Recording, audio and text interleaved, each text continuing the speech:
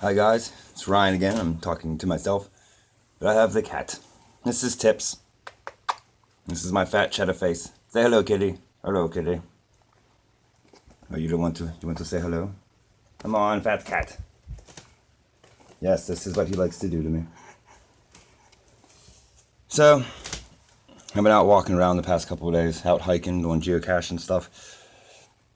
It's been fun. You know, you always hear people talk about you need to go out and go see the world. I don't think a lot of people actually go out and see cat. I don't think a lot of people actually go out into their own state and see. I've been to places that I've lived around my whole entire life. There you go. That I've just now recently gone to and visited, and they were incredible.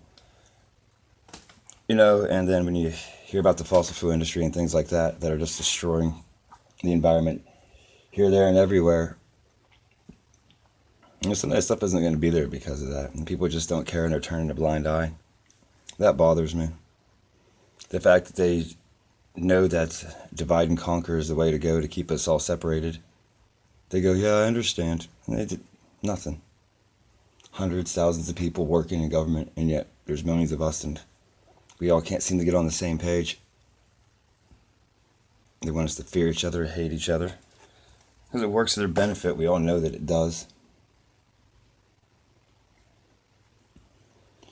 And that's why, again, people feel alone. They're trying to find people to bond with, connect with, to go and say, hey man, I got this going on in my head, I got these thoughts. They don't know where to because people don't want to hear it. And this is kind of, I think, what the government and everybody else, the elites, this is what they wanted. They want people to not come together, not group together. You know, during the election process with the candidate that I supported, and I still do, love Bernie Sanders. I thought he was great. And at first I didn't want to hear it because I thought it was just the whole marijuana thing. And then my friend, he was like, just give me 5 minutes. I'll never talk about politics again. It was the first time I heard Bernie talk, and it's just, it blew my mind. I was like, I've waited for somebody like him since I was 18. That's why I never voted, never really had an opinion. It's like, you give me a candidate that talks to me as a person, addresses me like he's one of us. He or she talks like they're one of us, I guess. And I'll support him, I'll stand behind him with my dying breath. And for me, that was Bernie. And the stuff that he wanted, it blew my mind how people just saw things the wrong way. There's a part of me deep inside, I don't think Bernie ever really truly cared if he became president. He just wanted people to come together, to work together, to realize that it's in our hands. It's always been in our hands. I mean, people, they want, it's okay to protest and sit there and want to do that. That's great, wonderful, obviously. I mean, I went and did it. But when you protest according to their rules, their regulations, are you really getting anywhere? Or you just might as well just be working for them? I mean, they know who you are. They swear they end up putting you on a list and stuff of who to watch. But if you're crazy, they don't care. It's like, he's just ranting because he's loony. Nobody listens. And those are usually the dangerous people. But I'm not dangerous. I just don't get it. I just don't understand, you know. I don't want people to lose their hope, even though it's stressful and it's a struggle. And a lot of people already have. But if if we could all just come together, just find some way to work together, it'd be a lot better. And we don't. We want to fight against it all the time. All the time. I'm right. No, I'm right. No, I'm right. Don't want to be right. I want to have a discussion. Just want to have a discussion. Senator Bernie Sanders really actually kind of just, for me, it came right at, it just took me right through politics. Because I still can't stand politics. But when I went down to Philadelphia last summer to the DNC convention, and I saw these people from all over this country come down there and to talk and discuss, and I hear all these different stories in it. And then when I came back home to my small little town of Marionville, here in northwest Pennsylvania, I don't know, I didn't see things the same. I'd see how people were being fooled and how they just stuck with the norm. They just stayed with everything. It's like, how could you, why would you even want to? Why?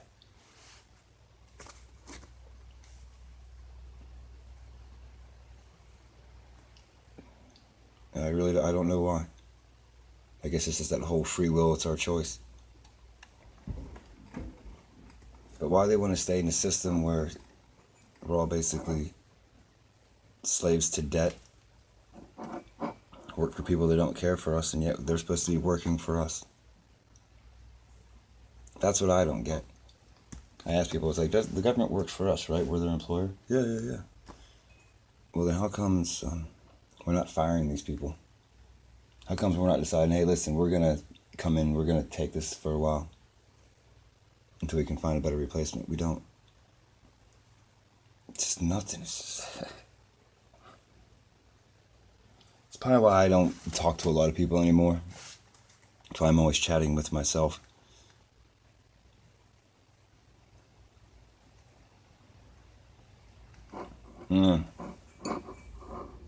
That's why as on a personal note, I've been in and out of a psych center 4 different times for depression and things. And because of stuff like that, I guess I've learned I'm more people focused. I don't like seeing people hurt. I don't like seeing people have to suffer. And anything I can do to help them, I want to. I wish I wasn't as scared and had the issues that I have so I could do more. That's a whole different matter. But that's where we're at. Every day just chaos. This story to cover up this story. Put these facts in, but not the facts that actually tell the truth. I mean, it's and people just don't see it. I can't believe it. Because I'm not the sharpest knife in the drawer, and I get it, and I see it.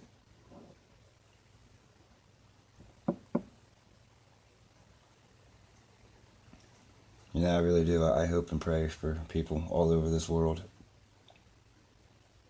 to stop fighting and actually stop hating each other based on the fact that we're being told that's what we're supposed to do. Ever since I was a teenager, I never understood it. I always go and say that I hate the human race because they irritate me. Oh, you're human. Yeah, and I'm not a huge fan of myself a lot, so I guess that kind of works out. But I just hating and killing each other. And people will say, well, that's how the world's always been. It's how we need to be. I'm like, really? I don't think we do. I don't think it was ever meant to be that way.